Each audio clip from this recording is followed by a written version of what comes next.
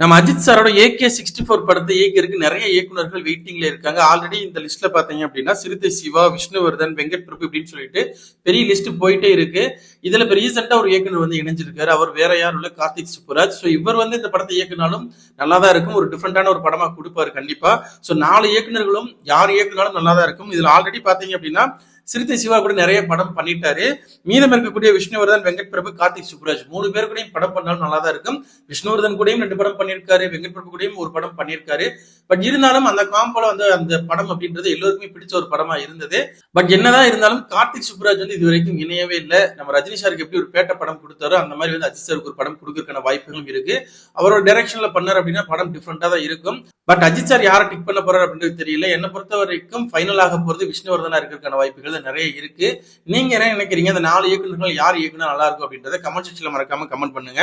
பிப்ரவரி 28 Amazon பிரைம்ல சுழல் படத்தோட season 2 வந்து ரிலீஸ் பண்ண போறதா சொல்லியிருக்காங்க. ஆல்ரெடி இந்த வெப் சீரிஸ் பாத்தீங்க அப்படின்னா ஃபர்ஸ்ட் பார்ட் பயங்கரமான ஒரு ஹிட் அமைஞ்சது. சோ இதுல பாத்தீங்க அப்படின்னா ஐஸ்வர்யா ராஜேஷும் கதிரும் ஒரு முக்கியமான ரோல் பண்ணிருப்பாங்க. இந்த சுழல் துளியும் அவங்க தான் பண்ணிருக்காங்க. அதே புஷ்கர் கார்த்தி தான் இந்த படத்தை வந்து ப்ரொடியூஸ் பண்ணிருக்காங்க. சோ கண்டிப்பா இந்த பாட்டும் பயங்கரமா இருக்கும் அப்படின்னு சொல்லி எக்ஸ்பெக்ட் பண்ணலாம். என்ன பண்றாங்க அப்படின்றத வெயிட் பண்ணி பார்க்கலாம்.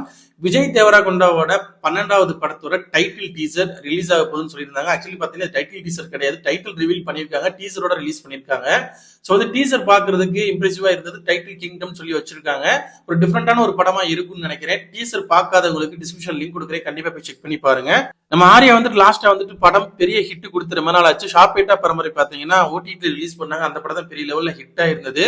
பட் இப்ப வந்து பாத்தீங்கன்னா ஒரு சூப்பரான ஒரு இயக்குனர் கூட ஜாயின் பண்ண போறாரு. 2018 சொல்லிட்டு மலையாளத்துல மிகப்பெரிய ஒரு பிளாக் பஸ்டர் படத்தை கொடுத்தவர் தான் ஜூட் ஆந்தனி ஜோசப். ஸோ அவரோட இயக்கத்துல வேல்ஸோட ப்ரொடக்ஷன் நடிக்க போறதா ஒரு தகவல் கிடைச்சிருக்கு. கண்டிப்பா இவங்க கூட ஜாயின் பண்ணும்போது ஒரு சூப்பரான ஒரு படமா வரும் அப்படின்றத எதிர்பார்க்கலாம். ஸோ வெயிட் பண்ணி பார்க்கலாம் என்ன பண்ண போறாங்க அப்படின்னு.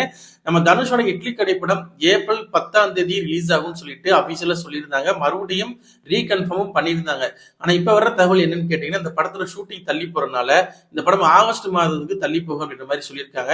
அது ஒரு ரீசனா இருந்தாலும் அன்னைக்கு பாத்தீங்க அப்படின்னா குட் பை டக்லி படம் ரிலீஸ் ஆகுது.